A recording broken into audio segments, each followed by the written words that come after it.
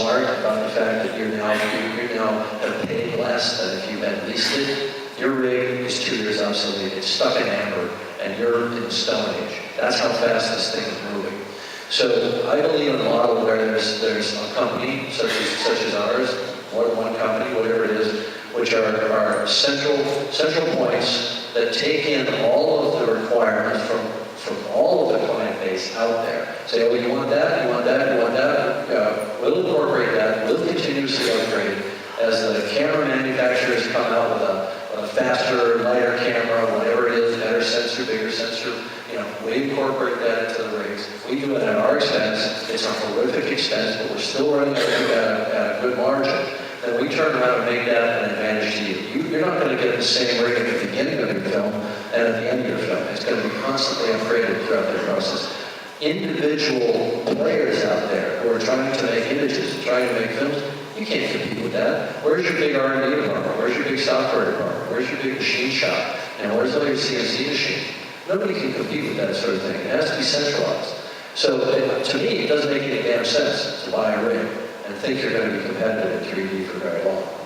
And I can give you a real world kind of example of that. But working with ESPN 3D on X Games, we sat down for dinner with the creative, and they were talking about the Little League World Series coming up and the commitment to shooting that in 3D. But the director, having done it a number of times, was really concerned about the eye level of the players. He couldn't shoot this with over-the-shoulder equipment to capture that same intimacy with the players. And so we discussed changing one of the rigs out to a kind of a football-style rig, where you can pick it up on your arm. You can really shoot the player's perspective of the sport. And the fact that the event was 3 weeks away, and when we went back away from that meeting, CPG's team just went on this and built 3 of those rigs for the production, because the end goal for us is to raise that entertainment experience. It is not 20-pound beam slower. Exactly. You should just 20-pound beam slower rig that you can hold your hand down here. Exactly. A production-based model, something that's full comms to the operator, everything that you need to get the production done. But the fact was, we raised the entertainment value, and that is the difference between a sale and a relationship-based lease model. Because if I had approached him and said, look, if you buy it, I'll build it, that conversation would have ended on that dinner. You recently named Evergreen Studios, I think, the first CPG certified production company. What does that mean?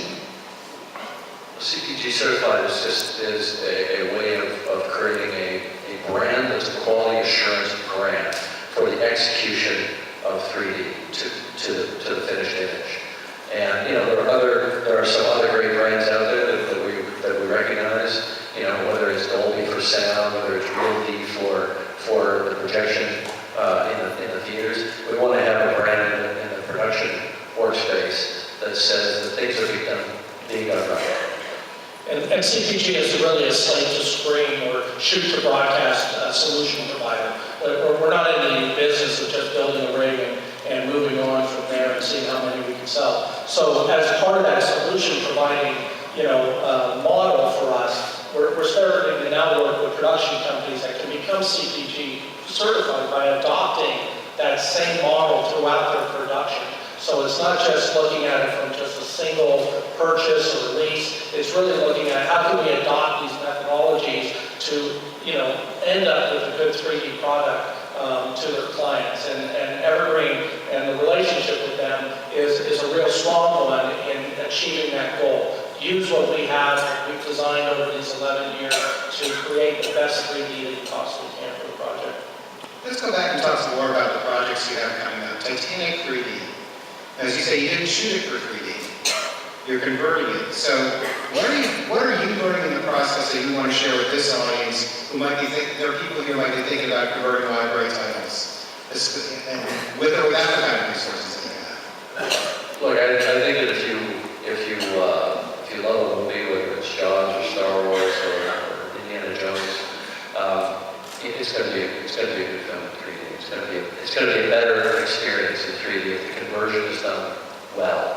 I think that the important thing is you've got to have the filmmaker in the loop of that conversion process, because creative decisions need to be made.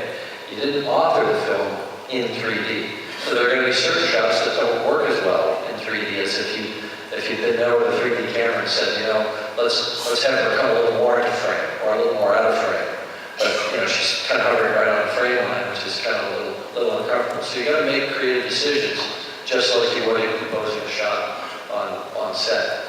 But I think the end result can be done in a way that's powerful. The thing for me with Titanic was because it was not just an intense drama, it was also about the world around the characters, the world of that ship. And we spent a lot of money on sets and production design. So, I was probably on a little bit shorter focal length lenses. I had the background a little more in focus, probably. Not that I believe that for 3D you have to have the background in focus. I don't. That's kind of a myth that I hate. But there was enough there to hang your hat on. You actually saw the set back there. And so my natural shooting style for that film actually turned out to be quite good in the conversion process. If I had been shooting it natively in 3D, I probably would have used slightly shorter lenses on the close-ups.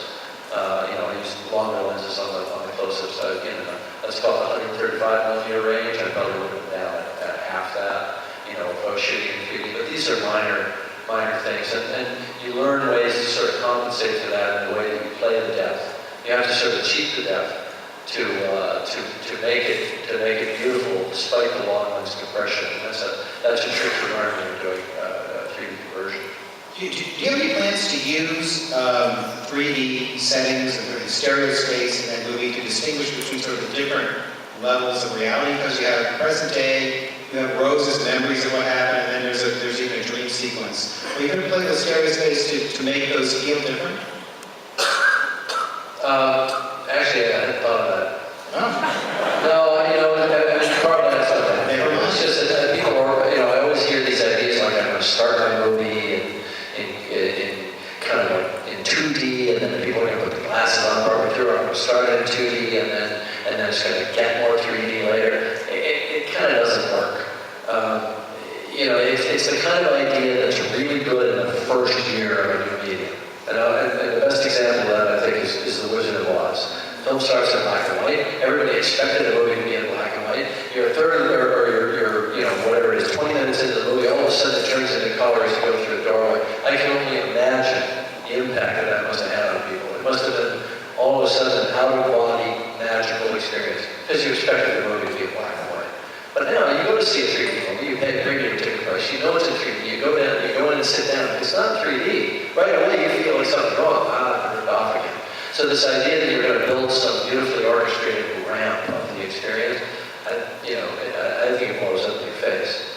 I had that Wizard of Oz experience at 13, seeing it on color TV for the first time. I'd seen the movie since I was a little kid, never knew it was color.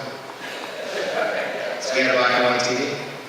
How about Avatar 2 and 3? Now, What do you think, 3D? Did I think? Yeah, I'd be up for that. But I don't have a TV What's system. my expectation? I'm going to shoot in black and white 2D. 16 only. It'll be a found footage story.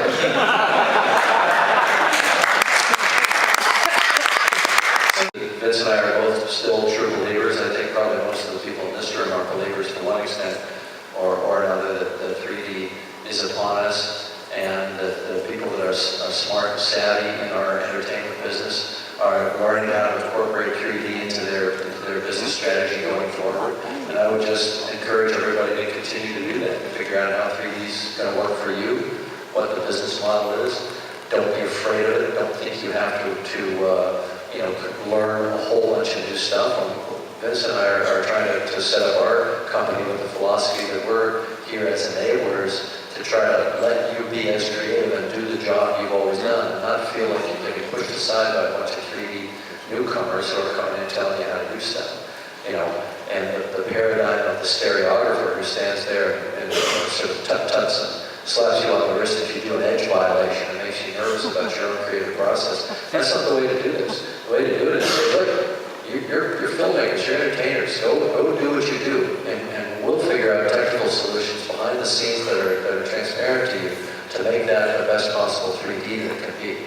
And don't let the 3D wag the dog. Don't let the tail wag the dog. 3D is just a way of making our entertainment better. The same as 6-track sound, the same as color, the same as better cameras, better lenses, all of those things. So we can't let the tail wag the dog. We can't let